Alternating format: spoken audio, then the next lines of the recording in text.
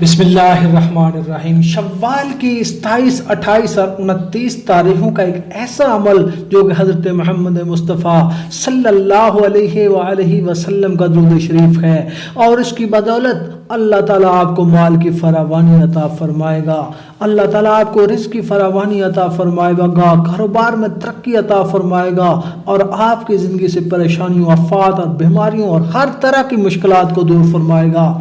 हुज़ूर सल्लल्लाहु अलैहि वसल्लम ने फरमाया कि रोज़ महशर मेरे सबसे करीब वो होगा जो मुझ पर कसरत से दुरूद शरीफ पढ़ता होगा।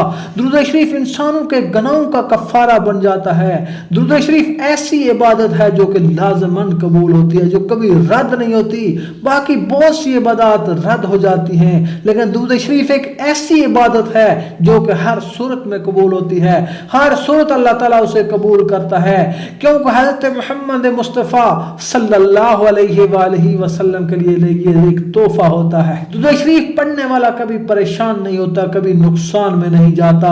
हज़रत उमर रज़ी अल्लाह तआला अन्हु फरमाते हैं कि इंसान तुम अपनी दुआओं को कबूल कराने के लिए इसकी अव्वल राह दुरूद शरीफ पढ़ा करो। ये मुख्तसर दुरूद शरीफ जो रिज़्क़ के लिए सबसे मुजर्रब और ताकतवर अमल है, ये आप जरूर पढ़ें।